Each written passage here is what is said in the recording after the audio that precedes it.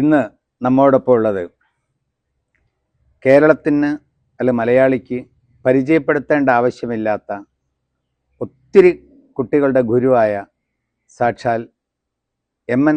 കാരശ്ശേരി സാറാണ്. അദ്ദേഹത്തെ നമ്മളുടെ ചാനലിന് വേണ്ടി സ്വാഗതം ചെയ്യുന്നു. നമസ്തേ. അപ്പോൾ മാഷെ, നമുക്ക് ആനുകാലിക സംഭവങ്ങളെ കുറിച്ച് സംസാരിക്കാം. അതിന് വേണ്ടിയിട്ടാണ്. ഇപ്പം നമ്മളുടെ പടിവാതിക്കൽ എത്തി നിൽക്കുകയാണ് ഇലക്ഷൻ. അപ്പോൾ ഇലക്ഷന് നമ്മൾ മാഷെപ്പോലുള്ളൊരാളുടെ അഭിപ്രായം കേരളം ആരായുന്നുണ്ട്. കാരണം വെച്ചാൽ പലതരത്തിലും സംവാദങ്ങളിലൊക്കെ ഏർപ്പെടുമ്പോഴും മാഷെപ്പറ്റി ഞാനടക്കം മനസ്സിലാക്കിയത് ഒരു പക്ഷത്തേക്കും നീങ്ങാതെ തൻ്റെ വിശ്വാസത്തിൽ ഉറച്ചു നിൽക്കുന്ന ഒരാളാണ്. അതുകൊണ്ടാണ് അതിന് പ്രസക്തിയുള്ളത്. ഇപ്പം നമ്മുടെ നാട്ടിൽ ഇപ്പോൾ ഇലക്ഷനെ പറ്റി തന്നെ തുടങ്ങാം. നമുക്ക് നമ്മുടെ നാട്ടിൽ 3 വിധം വോട്ടർമാരാണെന്നാണ് നമ്മൾ മനസ്സിലാക്കുന്നത്. ഒന്ന്, ഞാൻ ജനിച്ച കാലം മുതൽ ഈ പാർട്ടിക്കാണ് ചെയ്യുന്നത്, ഞാൻ മരിക്കുന്നവരിതേ ചെയ്യും, അവർക്ക് വേറെ ഒന്നുള്ള ഒരു കാര്യങ്ങളിൽ അവർക്ക് പ്രശ്നമില്ല.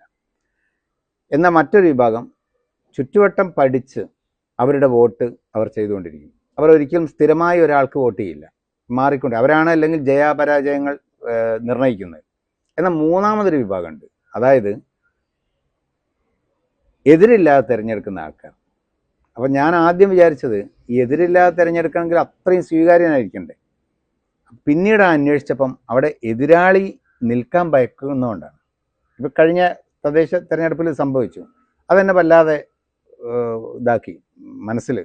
അപ്പോൾ ചോദ്യം ഇതാണ്, കേരളം അങ്ങേയറ്റം പുരോഗമിച്ചു, ഇന്ത്യയിൽ തന്നെ മറ്റ് സംസ്ഥാനങ്ങളിൽ നിന്നും വേറിട്ട് നിൽക്കുന്നതാണ് എന്നൊക്കെ നമ്മൾ കൊട്ടിഘോഷിക്കുമ്പോഴും ജനാധിപത്യ വിരുദ്ധമായ ഇത്തരം പ്രവണതകൾ നന്നോ എന്നുള്ളതാണ്. അതിൽ മാസ്റ്ററുടെ തുറന്നൊരു അഭിപ്രായം കിട്ടുന്നുണ്ട്. നിങ്ങൾ പറഞ്ഞ കാര്യം വളരെ ശരിയാണ്. അതായത് ആദ്യത്തെ ഒരു കൂട്ടര് മതവിശ്വാസം പോലെ ജാതി പോലെ പാർട്ടി കൊണ്ടടക്കുക. കാരണം അച്ഛൻ കമ്മ്യൂണിസ്റ്റ് ആയിരുന്നു, അച്ഛൻ കമ്മ്യൂണിസ്റ്റ് ആയിരുന്നു, ഞാനും കമ്മ്യൂണിസ്റ്റാണ്. അത് അച്ഛൻ്റെ അച്ഛൻ നായരാണ്, ഞാനും നായരാണ്. അല്ലെങ്കിൽ ബാപ്പ മുസ്ലിമാണ്, ബാപ്പയുടെ ബാപ്പ മുസ്ലിമാണ്, ഞാനും മുസ്ലിമാണ്. അത് സാധാരണയിൽ മാറാൻ സാധ്യതയില്ലാത്ത ഇത്തരത്തിലുള്ള ആളുകളുണ്ട്. അവരല്ല കേരളത്തിലെ തെരഞ്ഞെടുപ്പ് സാധാരണ നിർണ്ണയിക്കുന്നത്. അതിനിപ്പോൾ തെളിവ് എന്താ വെച്ചാൽ, സാമാന്യമായി നമ്മുടെ രീതി LDF UDF. അയ്യപ്പണിക്കൊരു കവിതയിലുണ്ട്, ഇണ്ടനമ്മാവ് എന്ന കവിതയുടെ പേര്. ഇടങ്കാലിലെ ചളി വലങ്കാൽ കൊണ്ട് തുടച്ചതും, വലങ്കാലിലെ ചളി ഇടങ്കാൽ കൊണ്ട് തുടച്ചതും, പിന്നെ ഇടങ്കാലിലെ ചളി വലങ്കാൽ കൊണ്ട് തുടച്ചതും, പിന്നെ വലങ്കാലിലെ ചളി ഇടങ്കാൽ കൊണ്ട് തുടച്ചതും. ആ കവിത ഒരിക്കലും അവസാനിക്കുന്നില്ല. അപ്പോൾ ഞാനൊരിക്കൽ പറഞ്ഞപ്പോൾ പണിക്കർ സാറ് പറഞ്ഞ്, അതിൻ്റെ ഹെഡിങ് താൻ വായിച്ച മാതിരിയല്ല വായിക്കേണ്ടത്, അത് ഇന്ത്യൻ എന്നാണ് വായിക്കേണ്ടത്, ഇന്ത്യൻ എന്നല്ല ഇന്ത്യൻ എന്നാണ് വായിക്കേണ്ടത്.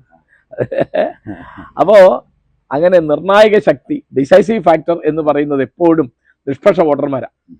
അതിപ്പോൾ ഒന്ന് മാറി 2001 പിണറായി വിജയൻ രണ്ടാമത് വരുമ്പോൾ ഒരു തുടർച്ച കിട്ടുകയാണ്. സാധാരണ കേരളത്തിൽ അത്ര അപൂർവമായിട്ടുള്ളൊരു കാര്യമാണ്. അപ്പോൾ അതിൻ്റെ ചില ഗുണങ്ങളുണ്ടാവും, ദോഷങ്ങളുണ്ടാവും. അപ്പം ഞാൻ അന്നേ അങ്ങനെ തുടർച്ച വേണ്ട എന്ന് പറഞ്ഞൊരാളാണ്. ഇപ്പം 2006 പറയുന്നതല്ല, 2001. എന്താ വെച്ചാൽ ജനങ്ങളാണ് മേലെ എന്ന് വരണം, ഒരു കുത്തക ഉണ്ടാവാൻ പാടില്ല. ഇപ്പോൾ കേന്ദ്രത്തിൽ 3 വട്ടമായി ഇപ്പോൾ മോദി വരുന്നു. അപ്പം നല്ലതാണ് ചീത്തയാണെങ്കിലും തുടർച്ച വേണ്ട എന്നുള്ളൊരു സിദ്ധാന്തമാണ് എനിക്ക്. പക്ഷേ ഈ സിദ്ധാന്തം എപ്പോഴും എല്ലാവരുടെ കാര്യത്തിലും ബാധകമല്ലെന്ന് ഞാൻ പറയട്ടോ.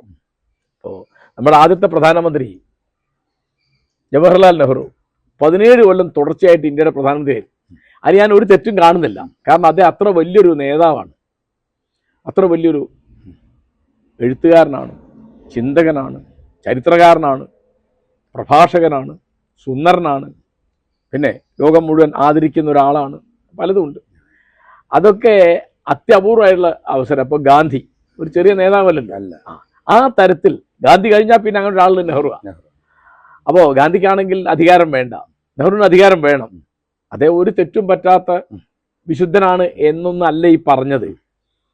അദ്ദേഹം 1959 ഒന്നാം EMS മന്ത്രിസഭ പിരിച്ചുവിടാൻ വേണ്ടി രാഷ്ട്രപതിക്ക് ശുപാർശ ചെയ്തത് ഇദ്ദേഹമാണ്. തെറ്റല്ലേ? തെറ്റാണ്. ആ തെറ്റ് പറ്റില്ല എന്ന് മനുഷ്യന്മാർക്ക് തെറ്റ് പറ്റും. അപ്പോ ആ നെഹ്റുവിന്റെ ഒരു ഉദാഹരണം കഴിഞ്ഞാൽ പിന്നെ വേറെ ഉദാഹരണങ്ങൾ അത്ര അധികം ഇല്ല. അതിനിപ്പോ എതിരുദാഹരണം ഞാൻ പറയാം. ഇപ്പോ 33 കൊല്ലം ബംഗാളിൽ തുടർഭരണം കിട്ടി CPM-ന്. അവിടെ ഇപ്പം ബംഗാളിന് ആപത്തായി മാത്രമല്ല CPM-ന് ആപത്തായി. ബംഗാളിന് ആപത്തായി എന്നുള്ള തെളിവ് ഇപ്പോ ഇവിടെ മുക്കത്ത് അല്ലെങ്കിൽ ഇവിടെ കാരശ്ശേരി ഒരു ചായപ്പടി പോയൊക്കെ അറിയാം. ബാർബർ ഷാപ്പിൽ അവരുണ്ടാവും, ആശാരി പണിയെടുക്കുന്നിടത്ത് അവരുണ്ടാവും, ചായപ്പടിയിൽ അവരുണ്ടാവും. പിന്നെ അവിടെ ഇപ്പോൾ ഒരു MLA ഇല്ലാതായി. CPM. അപ്പൊ ഞാൻ പറഞ്ഞത് ഈ ആക്ടൺ എന്ന പേരായിട്ടൊരു ബ്രിട്ടീഷ് ചിന്തകനുണ്ട്, രാഷ്ട്രീയ ചിന്തകനാണ്. അത് 1902 മരിച്ചുപോയി. അദ്ദേഹത്തിൻ്റെ ഒരു വചനം വളരെ പ്രസിദ്ധമാണ്. Power corrupts and absolute power corrupts absolutely. അധികാരം ദുഷിപ്പിക്കുന്നു, പരമമായ അധികാരം പരമമായി ദുഷിപ്പിക്കുന്നു. അതെല്ലാവർക്കും വരും. അപ്പം അതുകൊണ്ട് തുടർച്ച ഇല്ലാത്തതാണ് നല്ലത്. അത് പാർട്ടിക്കാർക്കും നല്ലത്, നമുക്കും നല്ലത്. ഇപ്പോൾ അന്ന് രണ്ടാം പിണറായി സർക്കാരിന് പകരം UDF വന്നിരുന്നെങ്കിൽ അത് കേരളത്തിനും നന്നായിരുന്നു, CPM-നും നന്നായിരുന്നു, കോൺഗ്രസിനും നന്നായിരുന്നു. ഇപ്പോൾ എൻ്റെ അഭിപ്രായം വളരെ ലളിതമാണ്. അടുത്തത് UDF വരണം എന്നാണ്. UDF വലിയ മുന്തിയ അങ്ങനെയല്ല. അവർക്കൊരു തെറ്റ് പറ്റില്ലാന്നോ, അവരുടെ കൂടുതൽ അഴിമതിക്കാരില്ലാന്നോ, സ്വയനോഷവാദക്കാരില്ലാന്നോ ഒന്നുമല്ല. എനിക്ക് അവരെ പറ്റി ഒരു തെറ്റിദ്ധാരണയില്ല. പക്ഷെ മാറണം. ഞാനത് പറയുന്നത് വെച്ചാൽ ഇങ്ങനെ ഒരു മാറ്റത്തിൽ കൂടി BJP വരാൻ പാടില്ല എന്ന് എനിക്ക് അഭിപ്രായമുണ്ട്. കാരണം BJP-യിൽ രാഷ്ട്രീയം മാത്രമല്ല ഉള്ളത്, അതിൽ മതമുണ്ട്. അത് അപകടം. കാരണം മതത്തിൻ്റെ ഒരു പിടി വന്നാൽ പിന്നെ അത് ആ പിടി വിടാൻ ബുദ്ധിമുട്ടാണ്. അപ്പോൾ അവരുടെ അടിസ്ഥാന ലക്ഷ്യം എന്ന് പറയുന്നത് ഹിന്ദു രാഷ്ട്രമാണ്.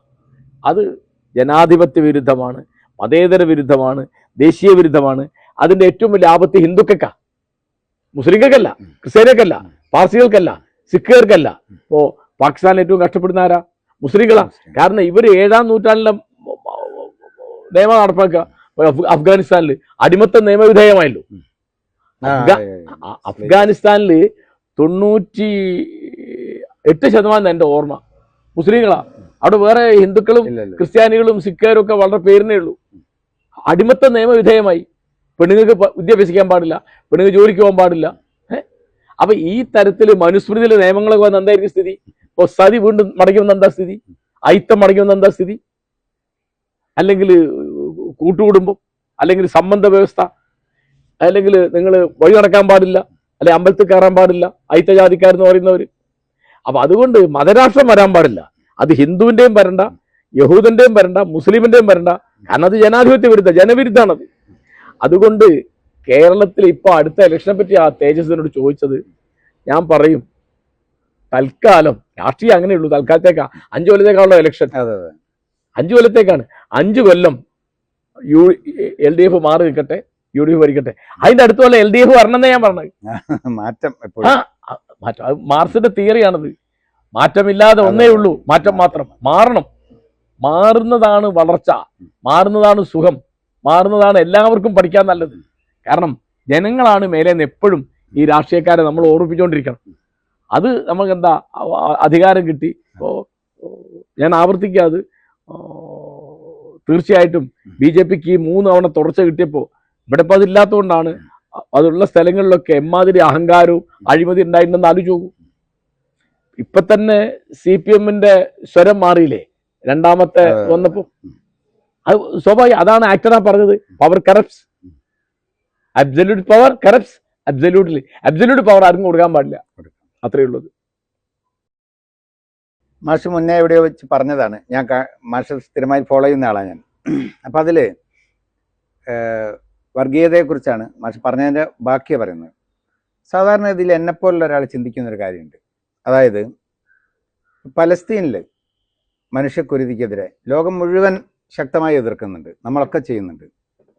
അതിന് വലിയ പോസ്റ്ററും ബാനറും ആയിട്ട് ഇവിടെ നമ്മൾ അതിനെതിരെ ആഘോഷിക്കും.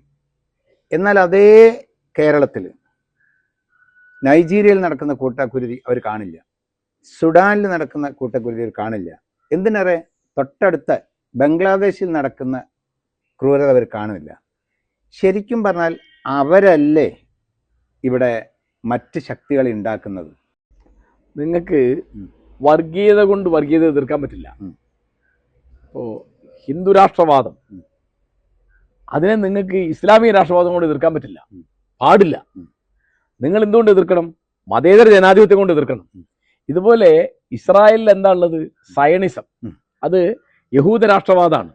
യഹൂദ മതരാഷ്ട്രം ഉണ്ടാക്കണം എന്നാണ് അവർ പറഞ്ഞത്. അവരുടെ ഭരണഘടനയിൽ പേരിന് സെക്യുലർക്കായിരിക്കും അത്. അപ്പോൾ അവിടെ നടക്കുന്ന വലിയ അന്യായമാണ്, അതിനെ നമ്മൾ എതിർക്കണം. ഇതുപോലെ ബംഗ്ലാദേശിൽ വലിയ അന്യായം നടക്കുന്നത്. ബംഗ്ലാദേശിൽ ഹിന്ദുക്കൾ, ക്രിസ്ത്യാനികൾ, സിഖുകാർ, അതിനേക്കാൾ കൂടുതലായിട്ട് യുക്തിവാദികൾ, നിരീശ്വരവാദികൾ, ലിബറൽ ചിന്താഗതിക്കാർ, സെക്കുലറിസ്റ്റുകൾ ഒക്കെ ആക്രമിക്കപ്പെടുന്നുണ്ട്.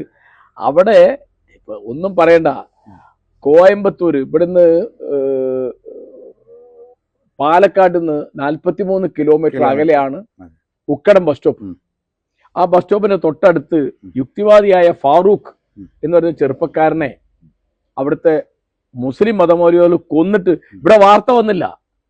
ഞാൻ ഫേസ്ബുക്കിൽ കണ്ടിട്ട് അതിനെപ്പറ്റി അന്വേഷിച്ച് പോയി. ഞാനും എൻ്റെ സ്നേഹിത ആനന്ദി രാമചന്ദ്രനോട് അവിടെ ചെന്ന് അവരുടെ ഉമ്മയും ബാപ്പയൊക്കെ കണ്ട് ഒരു ഫോട്ടോ വാങ്ങി ഇവിടെ വന്നിട്ട് ഞാൻ മാതൃഭൂമിയിൽ ഒരു ലേഖനം എഴുതിയിട്ടാണ് മലയാളികൾ ആ വിവരം അറിഞ്ഞത്. അറിച്ചോക്ക്. അപ്പൊ ഇത് എല്ലാ തരത്തിലുള്ള വർഗീയത വളർത്താനേ സഹായിക്കുള്ളൂ ഈ മൗനം. ഇപ്പൊ ബംഗ്ലാദേശിൽ വലിയ അന്യായം നടക്കുന്നുണ്ട്. പിന്നെ പാകിസ്ഥാനിൽ തീർച്ചയായിട്ടും അവിടുത്തെ ഷിയാക്കള്, അഹമ്മദികള് ഒക്കെ വലിയ വിവേചനം നേരിടുന്നുണ്ട്. വലിയ വിവേചനം. 1973 അവിടുത്തെ അഹമ്മദികളെ അമുസ്ലിം ന്യൂനപക്ഷമായി പ്രഖ്യാപിച്ചു. അവർക്ക് പൗരാവകാശങ്ങളില്ല. അവർക്കിപ്പോ അവരുടെ ദൈവത്തെ അള്ളാഹു എന്ന് പറയാൻ പാടില്ല, അവരുടെ മുഹമ്മദ് നബി അവരുടെ പ്രവാചകൻ എന്ന് പറയാൻ പാടില്ല, അവർക്ക് ബാങ്ക് കൊടുക്കാൻ പാടില്ല, അവരുടെ ദേവാലയത്തിന് മസ്ജിദ് എന്ന് പറയാൻ പാടില്ല, അവർക്ക് ഹജ്ജിന് പോകാൻ പാടില്ല. അടിച്ചു നോക്കും അഹമ്മദികൾ.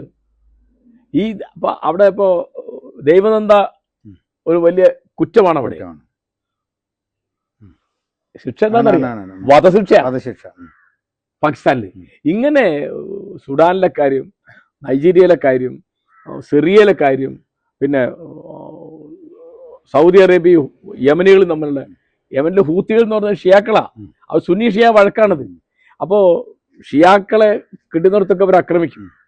അതാണ് ഇപ്പം ഈ ISIS എന്ന് പറഞ്ഞിട്ടുണ്ടല്ലോ ഇറാഖിലെ, അത് സുന്നി തീവ്രവാദമാണത്. അതെന്താ കാരണം വെച്ചാല് സുന്നിയാണ് ഈ തൂക്കിക്കൊല്ലപ്പെട്ട സദ്ദാം ഹുസൈൻ. അദ്ദേഹം 10-250 ഷിയാക്കളെ അന്യായമായി കൊന്നു എന്നുള്ള കേസ് തെളിഞ്ഞു എന്ന് പറഞ്ഞിട്ടാണ് അദ്ദേഹത്തെ തൂക്കിക്കൊന്നത്. അത് അമേരിക്കൻ പിന്നുള്ള ഒരു പാവ ഗവൺമെന്റാ ചെയ്തത്. അപ്പൊ ഈ സുന്നി ഷിയ ഫ്രിക്ഷൻ ഇവിടെ ഒക്കെ ഉണ്ട്, മനസ്സിലാവുണ്ടോ? അപ്പോ ഇപ്പൊ ഇറാനിൽ ആരാ ആക്രമിക്കപ്പെടുന്നത്? ഒന്ന് അവിടുത്തെ സ്ത്രീകൾ ആക്രമിക്കപ്പെടുന്നത്. ഒരു തലയില് തട്ടിട്ടില്ല എന്ന് പറഞ്ഞിട്ട് തലമുടി പുറത്ത് കണ്ടു ഒരു പെൺകുട്ടിയെ തല്ലി കൊന്നു പോലീസ്. ആ സമരത്തില് 500 പേര് മരിച്ചു. ഇതുവരെ 20,000 ആള് ജയിലില്ല. ആ സമരത്തിന്റെ തുടർച്ചയാണ് ഇപ്പൊ കാണുന്നത് അവിടെ. മനസ്സിലായോ? പൗരാവകാശങ്ങളില്ല. കാരണം മതരാഷ്ട്രം എന്ന് പറഞ്ഞാൽ പുരോഹിതന്റെ രാഷ്ട്ര, പുരോഹിതനാ ഭരിക്കുക ദൈവത്തിന്റെ പേരിൽ. ദൈവത്തിന്റെ പേരിൽ അവങ്ങൊന്നും ചെയ്യാൻ പറ്റൂല. അപ്പൊ അതുകൊണ്ട് ഈ നിങ്ങള് ഇപ്പോ ഗാസയിൽ എന്താണ്, എനിക്ക് ഉറപ്പാണ് ഗാസയിലെ കാര്യം സൈനികമായി പരിഹരിക്കാൻ പറ്റില്ല, യുദ്ധം ചെയ്ത് തീർക്കാൻ പറ്റില്ല. അതെങ്ങനെ തീർക്കണം? അത് സംഭാഷണത്തിലൂടെ തീർക്കണം. അതാണ് ഗാന്ധി എപ്പോഴും പറഞ്ഞുകൊണ്ടിരുന്നത്. നിങ്ങൾ യുദ്ധം ചെയ്യാതെ സംസാരിക്കൂ. Don't fight, talk. Don't fight, talk. യുദ്ധം ചെയ്യാതെ സംസാരിക്കും. അപ്പൊ അതൊക്കെ മീഡിയേഷൻ വഴി, മധ്യസ്ഥ സംഭാഷണം വഴി തീർക്കേണ്ടതാ. അല്ലാതെ യുദ്ധം ചെയ്ത് തീരില്ല. ഇപ്പൊ ഈ സുന്നി ഷിയ വഴക്ക് എന്ന് പറഞ്ഞത് മുഹമ്മദ് നബി മരിച്ച അന്ന് തുടങ്ങിയതാ. കാരണം ആരാ പിന്തുടർച്ച അധികാരം ആർക്ക് വേണം? അത് 1400 കൊല്ലമായി തീർന്നില്ല. എന്താ തീരാത്തത്? ഇത് ജനാധിപത്യം വഴിക്ക് തീർക്കാൻ പറ്റുള്ളൂ. നിങ്ങൾ ഹൂത്തികളുടെ കയ്യിൽ ഈ ആയുധം ഉണ്ടാവും, സൗദി അറേബ്യയുടെ കയ്യിലും ആയുധം ഉണ്ടാവും. അതുപോലെ ഇറാനിൽ ഇപ്പോ ഭൂരിപക്ഷം ആരാ? ഷിയാക്കളാ. അപ്പൊ അവിടുത്തെ സുന്നികൾ ആക്രമിക്കപ്പെടുന്നുണ്ട്. ഇപ്പൊ ഇറാഖിലൊക്കെ ആക്രമിക്കപ്പെടുന്ന ആരാ? മുസ്ലിമേ അല്ലാത്ത യസീദികളാ. യസീദുകൾ മുസ്ലിങ്ങളാന്ന് പറയുന്നില്ല. ഉം. ഇവര് പറയാണ് അവര് മാലാഖമാരെ ആരാധിക്കുന്നവരാണ്, ലൈംഗിക പൈതൃകമുള്ള ആൾക്കാരാണ്. എന്നിട്ട് അവര് ഒരു യസീദ് ഇപ്പൊ കൊണ്ടൊരു പുസ്തകം വന്നല്ലോ, അവസാനത്തെ പെൺകിടാവ് എന്ന് പറഞ്ഞിട്ട്, ലാസ്റ്റ് ഗേൾ എന്ന് പറഞ്ഞിട്ട് മലയാളത്തിൽ പരിഭാഷയുണ്ട്, നിഷാ പുരുഷോത്തമന്റെ. അപ്പൊ അതായത് അവര് കുർദുകൾ എന്ന് പറഞ്ഞാൽ മുസ്ലിങ്ങളാണ്. ഉം. എന്താ അവർക്ക് കുഴപ്പം? അവര് ഷിയാക്കളുണ്ട്, സുന്നികളുണ്ട്, അവരുടെ ഭാഷ വേറെയാ. അത് ഇറാനിലും ഇറാഖിലും എല്ലായിടത്തും അവർ എന്താ കാരണം? അവർക്ക് കുർദിസ്ഥാൻ എന്നൊരു രാഷ്ട്രമാണെന്ന് അവർക്ക് അഭിപ്രായമുണ്ട്. ജനാധിപത്യ രീതിയിൽ അവർ സമരം ചെയ്യുന്നുണ്ട്. സമരം ചെയ്തോട്ട് അങ്ങനെയല്ല, അവരെ ആക്രമിക്കുക, ഒപ്രസ് ചെയ്യുക, ജയിലിലിടുക, വെടിവെച്ചു കൊല്ലുക, അങ്ങനെ. അപ്പോൾ യസീദുകൾ, കുർദുകൾ, ഷിയാക്കൾ, അഹമ്മദികൾ ഇവരൊക്കെ ആക്രമിക്കപ്പെടുകയാണ്. അപ്പോൾ സുന്നികൾക്ക് ഭൂരിപക്ഷമുള്ളിടത്ത് ഷിയാക്കളും, ഷിയാക്കൾക്ക് ഭൂരിപക്ഷമുള്ളിടത്ത് സുന്നികൾ ആക്രമിക്കപ്പെടുന്നു. ഇപ്പോൾ സിറിയയിൽ ആരാ ഭരിക്കുന്നത്? ഷിയാക്കളാണ് ഭരിക്കുന്നത്. അവർക്ക് ഇറാന്റെ പിന്തുണയുണ്ട്. അപ്പോൾ അവിടെ സുന്നികളെ ആക്രമിക്കാം. ഇപ്പോൾ സിറിയയിൽ ഒരു കുട്ടി, ഒരു ആ ചിത്രം ഓർമ്മയില്ലേ, കടപ്പുറത്ത് കമന്ന് കിടക്കുന്നു. ആ, അത് സിറിയയിലെ അഭയാർത്ഥിയാ. അവരെങ്ങോട്ടാ കുടിയേറുന്നത്? അവർ ജർമ്മനിയിലേക്ക്, അമേരിക്കയിലേക്ക്, ഇംഗ്ലണ്ടിലേക്ക് കുടിയേറുകയാണ്. അപ്പൊ അതവിടെ വേറെ പ്രശ്നമാണ്. കുടിയേറ്റക്കാരെ അനുകൂലിക്കുന്നവരും പ്രതികൂലിക്കുന്നവരും അവിടുത്തെ രാഷ്ട്രീയം വേദിരിയാണ്. ഇവിടുന്ന് അഭയാർത്ഥി പ്രവാഹങ്ങൾ എവിടെയാ? മുസ്ലിം രാജ്യങ്ങളിൽ അധികം ഉള്ളത്. അതൊക്കെ സുന്നി ഷിയ പ്രശ്നമാണ്. മുസ്ലിങ്ങൾക്ക് രക്ഷയില്ല എന്ന് പറഞ്ഞിട്ടാണ് മുഹമ്മദ് അലി ജിന്ന പാകിസ്ഥാൻ വാദം ഉന്നയിച്ചത്. അദ്ദേഹത്തിന്റെ സമുദായമാണ് ഷിയാക്കള്. അവിടെ ഇപ്പൊ അവര് ന്യൂനപക്ഷമായിക്കൊണ്ടിരിക്കുക. എവിടെ? പാകിസ്ഥാനിൽ ഷിയാക്കൾക്ക് രക്ഷയില്ല. ഷിയാക്കൾക്ക് ഇന്ത്യയിലൊരു കുഴപ്പമില്ല. ഷിയാക്കൾ ഇപ്പൊ പറഞ്ഞാ ഗുജറാത്തിലൊക്കെ ഒരുപാട് ഷിയാക്കളുണ്ട്, കോഴിക്കോട്ടുണ്ട് ഷിയാക്കള്, കൊച്ചിയിലുണ്ട് ഷിയാക്കള്, കോഴിക്കോട്ട് ഒരു പള്ളിയൊക്കെ ഉണ്ട് അവർക്ക്. അവര് പറഞ്ഞെന്താ, ഷിയാക്കൾക്ക് ഏറ്റവും നല്ല രാജ്യം ഇന്ത്യയാണ്. ഏത് പാകിസ്ഥാൻ മേടിച്ചു പോയ നേതാവിന്റെ ബാക്കിയത്. ഇത് തന്നെ സ്ഥിതി ബംഗ്ലാദേശിലും. ബംഗ്ലാദേശിൽ ഇപ്പോ നിർഭാഗ്യവശാൽ ജമാഅത്തെ ഇസ്ലാമി അവിടെ ശക്തിപ്പെട്ടുകൊണ്ടിരിക്കുക. ഇലക്ഷന്റെ റിസൾട്ട് വന്നിട്ടില്ല, എന്നാലും അവര് സ്ഥിതി മെച്ചപ്പെടുത്തിക്കൊണ്ടിരിക്കുകയാണ്. ആർക്കാണ്? അതിലൊരു ഊഹമാണ്, പിന്നെ ബംഗ്ലാദേശ് നാഷണൽ പാർട്ടി BNPക്ക് അത് പ്രഖ്യാപിച്ചാൽ കണ്ടില്ല. അല്ല ഭൂരിപക്ഷം കിട്ടി, കൃത്യമായ ഭൂരിപക്ഷം വന്നോ? അപ്പൊ അത്രയും സമാധാനം. അത് അവര് ഇന്ത്യക്കെതിരാണ്. പക്ഷെ വേറൊന്നുണ്ട്, അവിടെ ബാക്കിയുള്ളവരെ ഉപദ്രവിക്കുമല്ലോ. ഇന്ത്യക്ക് ഇവരൊക്കെ എതിരാ. ഇന്ത്യക്കെതിരാന്ന് വെച്ചാല് മുജീബുർ റഹ്മാൻ കഴിഞ്ഞു. മുജീബുർ റഹ്മാന്റെ മകള് ഷെയ്ഖ് ഹസീനക്ക് ഇന്ത്യ വിരോധമല്ല. പക്ഷെ അവര് 15 കൊല്ലം ഈ തുടർഭരണം കിട്ടി, അവര് ഡിക്റ്റേറ്ററായി. തുടർഭരണം കിട്ടിയാലും പ്രശ്നമാണ്. അതാണ്. ഇപ്പൊ ഷെയ്ഖ് ഹസീന ആരാണ്? മതേതര ജനാധിപത്യത്തിന്റെ രാഷ്ട്രീയത്തിൽ വന്ന ആളാണ്. അന്ന് അവര് അക്രമികൾ കൂട്ടക്കൊല ചെയ്തപ്പോ ബാക്കിയായ ഒരേ ഒരു കുട്ടിയത്. അന്നത്തെ ബംഗ്ലാദേശിന്റെ പ്രധാനമന്ത്രി മുജീബുർ റഹ്മാന്റെ കുടുംബത്തെ അവർ കൊന്നു തീർത്തു. അതിന് യാദൃശ്ചികമായി ഭാഗ്യവശാൽ ഈ കുട്ടി ബാക്കിയായി. ആ കുട്ടിയാണ് പിന്നെ ഭരിക്കാൻ വരുന്നത്. അവള് വന്നപ്പോ അവള് 15 കൊല്ലം തുടർച്ചയായി ഭരിച്ചു. അപ്പോഴേക്കും ചീത്തയാവും സാധാരണത്തിൽ. ഒരു ജീർണത സംഭവിക്കുമ്പോൾ രാഷ്ട്രീയത്തിലായാലും നാട്ടിലായാലും എന്തായാലും അത് സാധാരണഗതിയിൽ ആ ജീർണതയെ തുടച്ചു നീക്കേണ്ടത്, അല്ലെ അതിന് മുൻകൈ എടുക്കേണ്ടത് ആ നാട്ടിലെ ബുദ്ധിജീവികളും സാംസ്കാരിക നായകന്മാരാണ്. നിർഭാഗ്യവശാൽ ഒരു 3-4 പേരല്ലാതെ ഇന്ന് നമ്മുടെ നാട്ടിൽ കാണുന്നില്ല അങ്ങനത്തെ ജീവികളെ. അപ്പം സ്വാഭാവികമായിട്ടും ഒന്നുകിൽ ഏതെങ്കിലും ഭരണത്തണലിൽ വിശ്രമിക്കുന്നവർ, അല്ലെങ്കിൽ സൈബർ അറ്റാക്ക് പേടിച്ചിട്ട്, ഇങ്ങനെയൊക്കെയാണ്. എന്തുകൊണ്ടാണ് അത് സംഭവിക്കുന്നത്?